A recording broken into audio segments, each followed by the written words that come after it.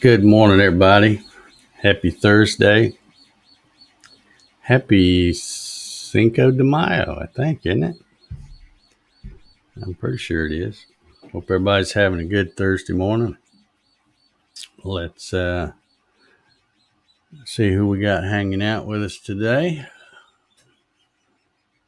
And I hope y'all can hear me good. You might can tell I got my 3D printer going, and I know you guys say it doesn't sound that loud, but it sounds really loud to me. Those Ender 3s are great printers, but man, they're kind of noisy. Darren Birds is in the house. Good morning, Darren. Lonnie's here. Says, morning. Getting new glasses today. Long overdue. All right. Well, good. Good deal. Troy Pritchard's in the house. Says, good morning, everybody. I am here today. Okay. Good to see you, Troy. Larry Galt. Good morning, sir. Marcelo's here. Good morning, all. Happy Thursday. Almost the weekend. Yeah. It'll be here before you know it. Earl Walker's here. Good morning, everyone, he says, from Ohio. Thank you for the thumbs up, Earl. Mark Lindsay's here. Says, morning, y'all. Another rainy day in Southern Oregon. Yeah, it's, they're saying, I did get to watch a little bit of the news this morning. And they're saying it's going to be the hottest day of the year so far today. It's going to get up about 90, I think, which, you know, I wish it'd hold off a little bit. I mean, I want it to get warm, but I hate when it gets so hot so quick. But anyway, it is what it is. And then, of course, we're supposed to get a storm tomorrow. So have to enjoy today. Although I'll probably be in the house most of the day because I'm going to try to keep this 3D printer going. Trying to run me some little brackets. Steve Gronsky's in the house from Soggy, Oklahoma. Thank you for the thumbs up, Steve. Sean's here. Good morning, Sean. George says, good Cinco de Mayo, Spanish, for the 5th of May. A yearly celebration held on May 5th, which commemorates the anniversary of Mexico's victory over the French. My friends, enjoy your coffee. Yeah, plus it gives everybody an excuse to drink a bunch of margaritas. I think at least that's what I think of it when I think of Cinco de Mayo. Leo Steger says, good morning, everyone. This afternoon, I will be picking up 2 pallets of Baltic birch plywood, 5 feet square by 4 to 6 feet high. Holy cow. This is Danish from a company that makes rule dies. Wow, what a score there. And he says, the best thing is it's free. Heck yeah. That's what I'm talking about. Hendrix Woodworking is in the house. He says, good morning, everyone. Working on curly maple walnut urn today. Okay. Jim Senecola is here. Good morning, Jim. Hope you're doing well. Yeah, Larry says he wants to come see you, Leo. Check out some of that plywood you got. David Burnett says, a wet good morning. Yeah. Yeah, I didn't tell y'all. I forgot to tell you yesterday, but we had, let me get my days straight now. Tuesday night. You know, I hadn't been able to watch. You know, I told you about how when the weather's good, for some reason, the channel that I like to watch, the reception's terrible. If it's overcast, then I can watch it. Well, the day before yesterday, because I hadn't been able to watch the weather because of the channel not picking up good, I didn't even know we had a storm coming. But we had a storm hit it woke me up at 2:18 in the morning. And then for about 3 hours, I just laid there and listened to it because I couldn't go back to sleep. But then I got up that morning, which would have been Tuesday. And because it was overcast, that channel came in, came in perfect. So I was able to watch it. But I tried watching it this morning. It was kind of half good and half, it'd be all right for a few seconds and then it'd mess up. But yeah, we had a heck of a rain, bunch of water. But then it gets so hot, I was able to cut grass yesterday afternoon. So it just doesn't stay wet long. Let's see, who have I missed here? Wilson's here. Good morning, Wilson. Thank you for the thumbs up. Thomas Graham's here. Good morning, Thomas. Mary Mallory's here. Good morning, Mary. Jeremiah says, got a few before I got to drive to the next site. All right. Well, thanks for checking this out, Jerry. Gary Hammett's in the house. Good morning, everyone. Okay. He says my mic is canceling out the printer noise. Okay. Well, I hope so.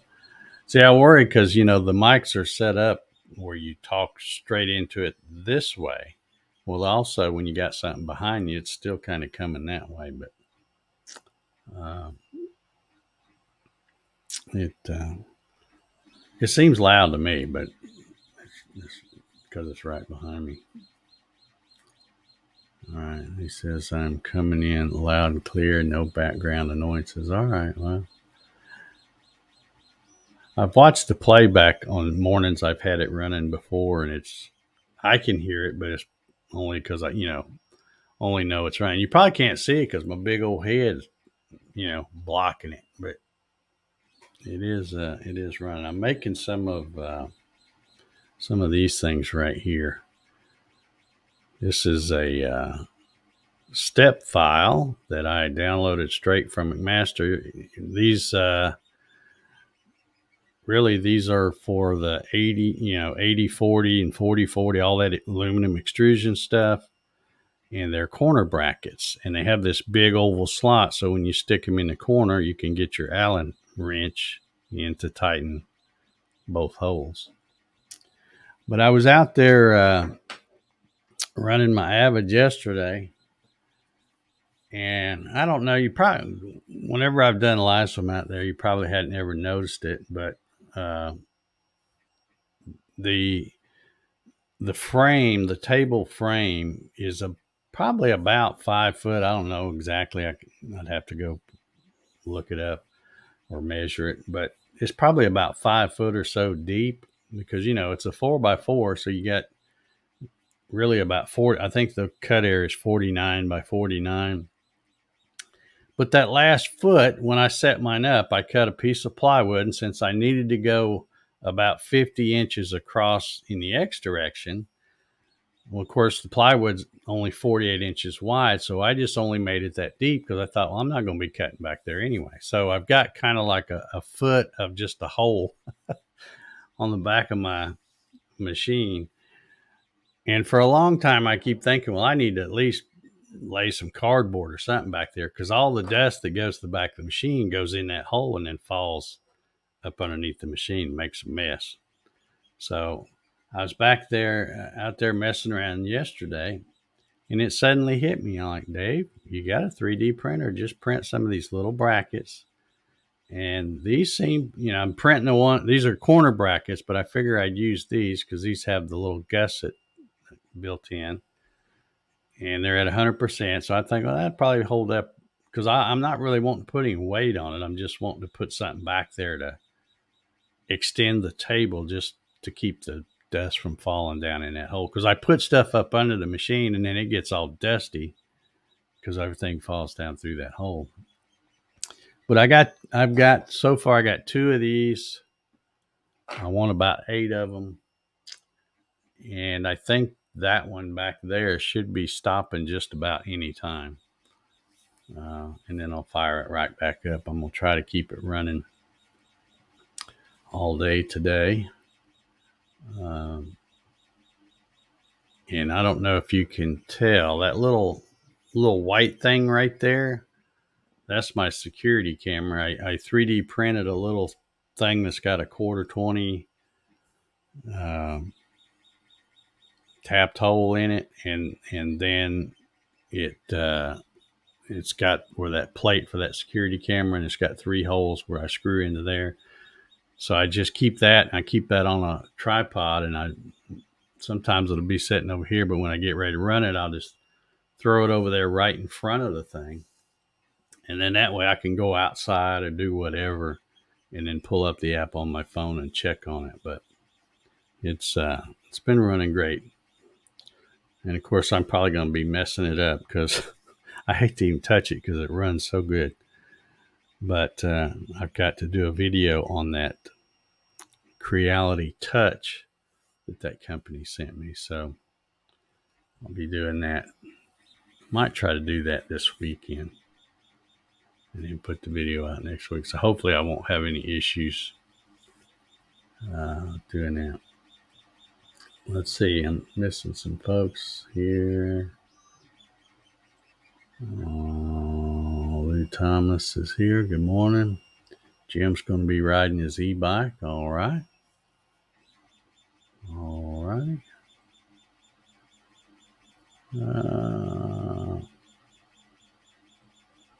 Wilson said he got 5 inches of rain last night. The pond's running over.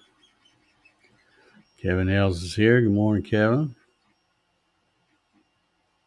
Landis Stute says, good morning. Starting rehab today to get these legs working better. Good deal. Good deal. Clyde CNC is here. Good morning, Clyde.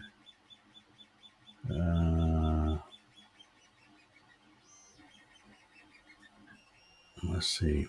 Wade says, have you ever tried the 2010 Mach 3 screen sets? I like how it works as far as changing tools. Well, I have not.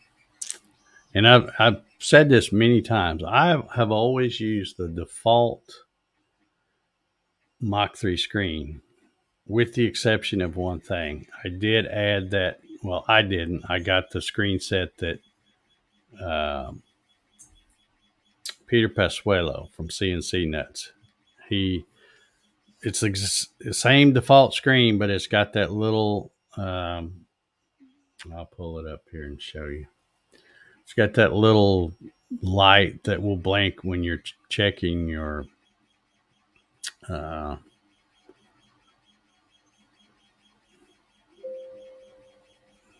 let's see here.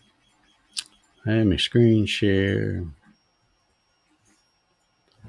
And I apologize, this didn't open up big like sometimes it does, sometimes it doesn't. But anyway, right here where you can see where my mouse is going around, there's a little green thing that will light up when your Auto Tool Zero thing is working. So other than that, that's the only change. It's the default screen.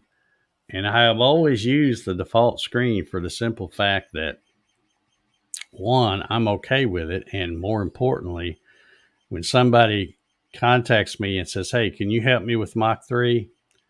If I'm on a way different screen set than they are, or they're on one that's way different than me, it's really hard to communicate and solve the problem because, if I say, well, go down to the lower part of the screen, lower right, and, and they go, well, I'm not using that screen set. Mine's not, it's just hard to help people. So that's why I have always, and I've been doing this for many years now, but I've always used that default screen, and that's what I'm used to. He says, I like how it works as for changing tools. Okay. Well, I have showed, speaking of that, since I got this up, I'll show something here.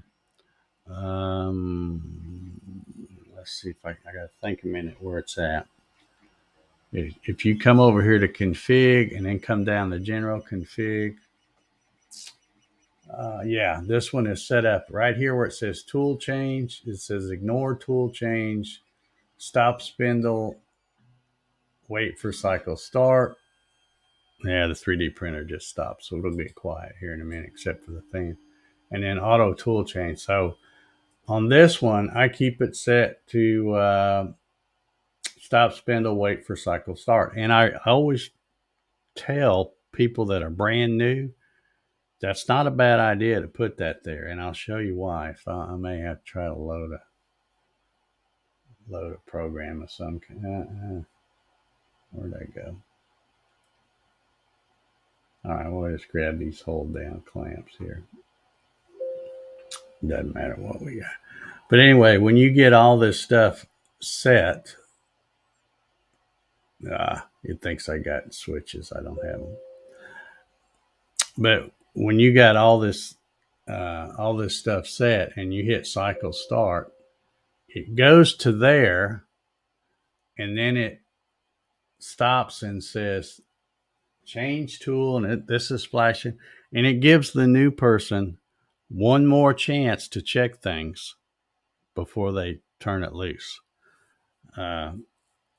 Because I found that probably most people are like me, that usually if you're going to make a mistake, you're going to know about it in the first 2 seconds after you hit cycle start. You go, I forgot to change the bit. I forgot to zero the bit. You forgot this or that. And you're going to know about it usually in that first 2 seconds. But when I fired up my Avid for the first time and started to run a program, it had that checked, and I'd never used it before. But I thought about it, and I thought, well, I'm just going to leave it on there because it doesn't hurt anything. Because all you do is come back and hit cycle start again. After, like I said, it gives you one more chance to go, okay, wait a minute. Did I change the tool? You can verify that you've done everything you're supposed to do. And that's probably a good thing for newbies to just leave that on there. Yeah, it's getting quiet in here now. You probably can't hear that fan. It's noisy to me, but it's a lot quieter.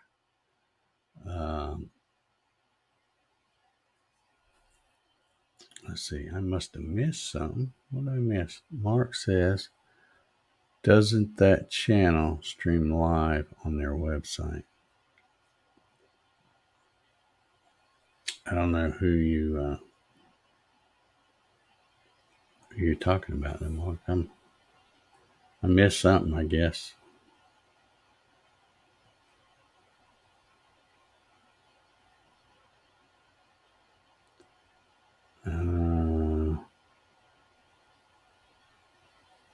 I guess he's talking about my. Oh, you're talking about the weather. Well, it's Fox 5. Channel 5 is the station I normally watch.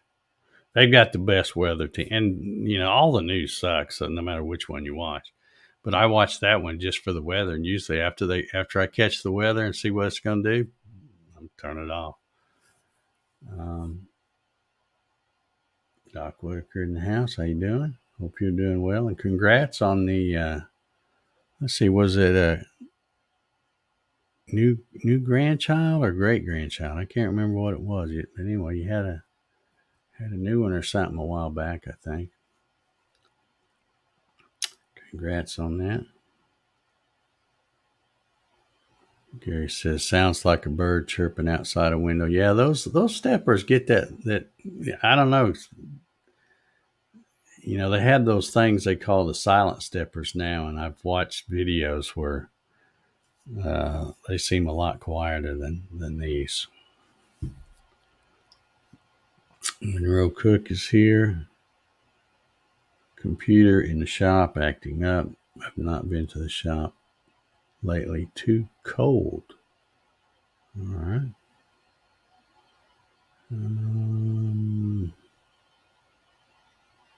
Yeah, that holds it till you cycle start, right? Yeah, like I said, I always recommend the new folks. Might not be a bad idea to put that on there until you get the hang of things. Because, like I said, when you hit it, it's going to go down there and stop, and then that thing is going to flash, say, change tool. And that way you can have one last chance to go, okay, let's see. I changed the tool. I zeroed it. Yeah, I think I'm okay. And then hit cycle start again and it'll go.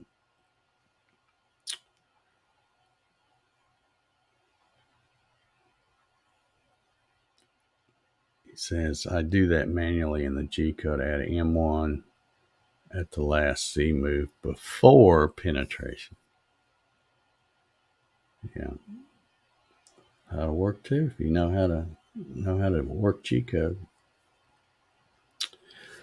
Well, let's see. Troy, are you still out there? I was going to show you. I seen you had a comment about the Design Spark stuff, wanting to know about changing colors,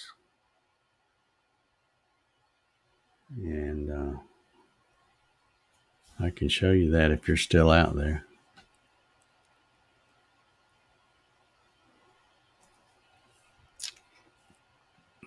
I can make it any pretty color you want to. And I'll probably be showing this in a future video. Let me, while I'm waiting for Troy to. Okay, he's back. All right, let me pop this one off real quick and we'll see if it's any good. Watch out, Big Jack.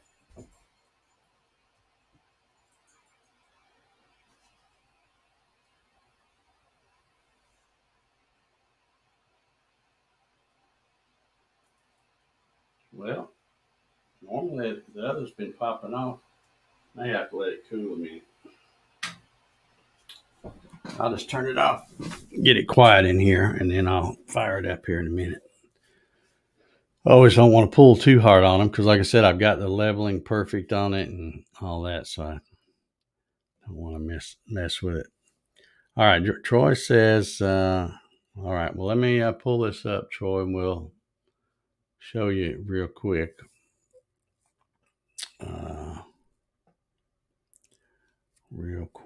That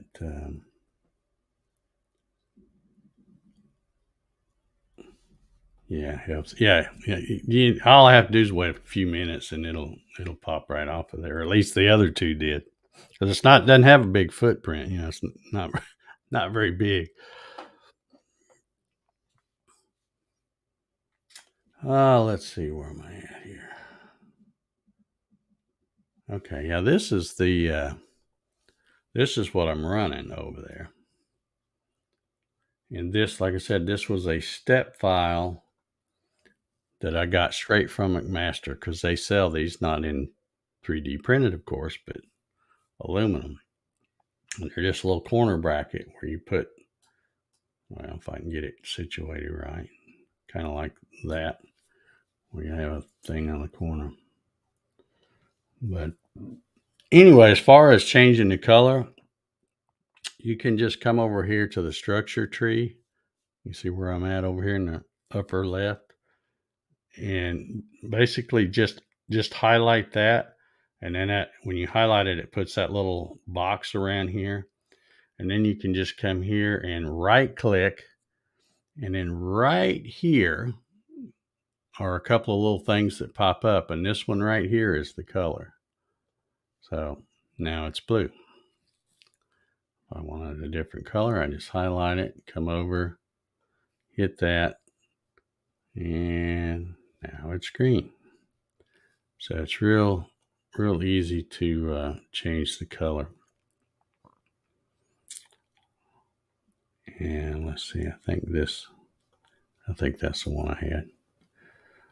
But like I said, I'm printing in black PLA. So if I wanted to see how it looked in black, not that it really matters for this, but you can just come over here, and I guess I got a black on here somewhere.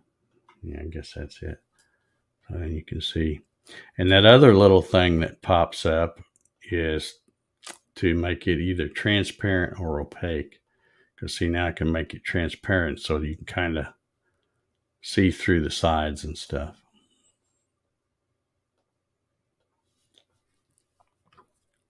But that's it. Easy peasy.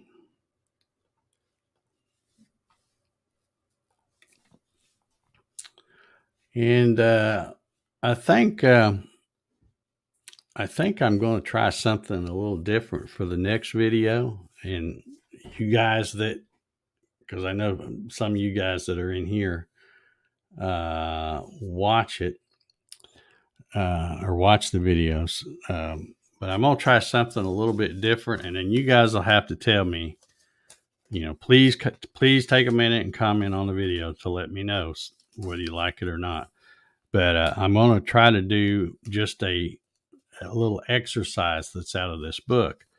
And what it will be doing is showing you how to set up the screen to draw the sketch. And I think the first one I'm going to do will be doing the revolve feature. But I think what I'm going to do is, if I can figure out how to do it, I think I can. I think I'm going to put a thing on my website, probably a PDF or something, where when you go to watch the video, you could open up another tab, go to my website, find that PDF, print it out, or download it, print it out, whatever you want to do. If you want to just download it and look at it on your screen, or if you want to download it and print it out, and then you'll have the sketch in front of you so you can follow along as I draw that whole sketch. And then I'll also have probably a JPEG or something of what it looks like after the sketch is done and the revolve features put on it. And if folks like that, I may do, I may start doing a few of those. But if people don't like it, because basically it's kind of like, because a lot of the stuff I'm getting out of this really old SolidWorks book. Well, like they have all kinds of little. I know if I hold it up here, you probably can't see it. Let's see if I can find one right quick. They have all kinds of stuff. Now here's one down here, but I don't know if you can see it right here. They have these different sketches. Now they're all dimensioned for you, but of course this is all in SolidWorks, and it's different than drawing it in uh, Design Spar. So I thought I would show, but instead of, I thought I would just show you step by step how I would draw that sketch. And then I thought, well, people probably aren't going to watch that, but if they can follow along, that will help them to learn how to do it too. And it also would help if they have the sketch, because I'm have an advantage. I've got the sketch right in front of me in this book as I'm drawing it. So I thought, well, I'll figure out a way where I'll draw it first, dimension it just like what looks like in the book, and then try to save that as a PDF. And then anybody that wants to do it like you're practicing right out of a book, you can go and get that PDF, and you'll see what the final product looks like, as well as the sketch with all the dimensions, and it'll make more sense. So I'm going to try one of those, assuming I can figure out how to get all that where you can download. I think I can just put it on the website somehow, and you'd open it up and then click download from, I don't know. I'm going to play around with that and get it figured out. But let's see. Troy says, thanks, Dave. So you can change colors on multiple parts. Yeah, if you're trying to bring in, say you've got a little sub assembly that's got 4 parts in it, you can, as you're bringing those in, just to make it more clear, you could make each part a different color. And I think that's kind of the way they do things anyway, when, by default, but you're using the default colors. But I haven't really done any assemblies. I've done some step files where I brought, well, let's see. I can show you real quick here. Let me pull up. Let's see if I can find it. Let's go to step files. and go to this right here. Let's say we're going to try to, and this is some aluminum extrusion 8040 that I just downloaded this from a Master Car. Now, let me get it down here. As I mentioned, when you get a step file, they're locked. I showed this in a video the other day. So if I want to try to make this longer and pull this in, it won't let me do it. It's locked. The file over here is locked and you can't unlock it right there. So I showed that little trick the other day where you can simply draw it. I use a circle. You could use a square. It doesn't matter what you draw. And then you pull that up. And then you can come over here. And now you're free to unlock that.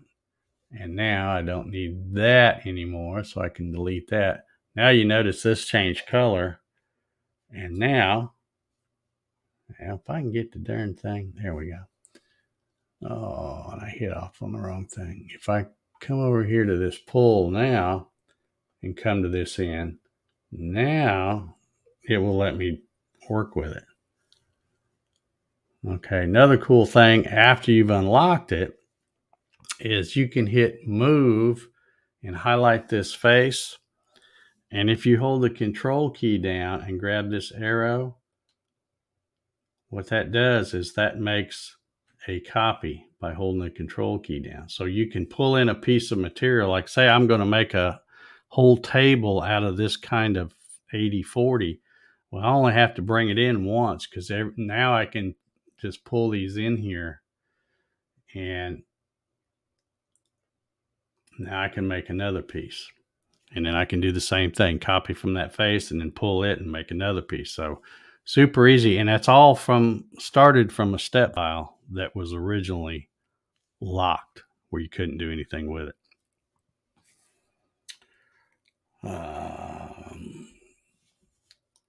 Tom Scrim says, is there a good book like that for Design Spark Mechanical? If there is, I would get it, but I haven't been able to find anything. It's I have not, I've looked on Amazon and stuff and haven't found anything specifically for Design Spark Mechanical. Okay. All right. I guess my bell went off a while ago. I guess we're going to get out of here. But anyway, like I said, y'all let me know because I'm going to be working on that while I have this 3D printer running. And if I can figure out how to get those off, you guys, because if you don't want me to do a video on that, or if you don't want me to do these at all, I'll stop doing them. But, I've got quite a few positive comments out of it. People are trying to follow along and do this. And, I think these exercises work good because I used to do them all the time when I was learning SolidWorks. And it's all about learning where the buttons are and what button does what and the order, the sequence that you have to use and all that stuff. So, it's just like anything. It just takes practice. You have to do it over and over and over. So even though these little widgets that I'm going to be showing, you're not going to make one or you're not going to print one or go run one on your router, but they're just an exercise to get you used to learning how to draw the sketch, how to do the revolve feature or whatever feature it's happened to be using. There's lots of different examples in this book. And I'll be using those because they're fun to draw, even though you don't use them. And I might try 3D printing some of them just to see how they come out. I don't know. Anyway, I'm gonna get out of here. I got to fire this thing back up. It should be ready to pop off now.